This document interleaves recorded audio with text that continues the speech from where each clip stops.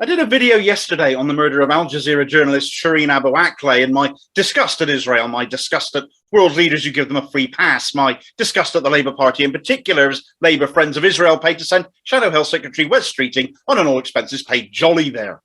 But whilst I was making that video, Shireen's body was moved from the hospital she was in for her funeral. The mourners were many. A lot of people felt this loss. It was a large event, and that seemed to be enough for the Israeli Defense Force, thugs with guns, frankly, to move in and attack. They pathetically claimed the pallbearers, the people carrying the coffin, had thrown stones at them. They were literally carrying a fucking coffin. How could they?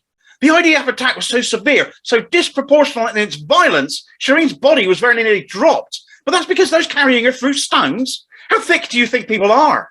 Israeli propaganda certainly thinks you're thick. They've tried passing off some doctored video of it, already debunked, I might add. But I have to admit, I was at a loss for words as I watched the clips emerging on Twitter. In my safe, secure, white, Western world, I never imagined a funeral to be targeted by anyone for violence. That is depraved, that is disgusting, and frankly, my feeling towards anyone still defending Israel, still accusing criticism of such things like this as being anti-Semitic, might consider themselves lucky they're on the other side of a screen.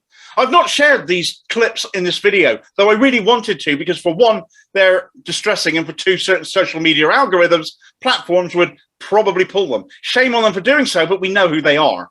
The event was severe enough to finally elicit a response from Labour's Wes Streeting, who finally decided to pass comment on Shireen, but only to look at the scenes of her funeral and say that these scenes were absolutely awful and distressing. Still no comment on the fact she was murdered to begin with in a nation by a government he continues to enjoy a flesh-pressing free holiday with.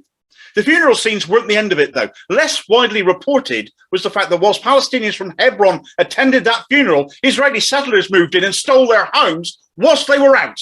You can see them here running with bags and mattresses, having been bussed in to do so. The depravity is off the scale, and it is way past time Israel stopped getting a free pass for fear of them accusing others of racism, when actually we should be resolute in accusing them of apartheid and promoting BDS for all we're worth.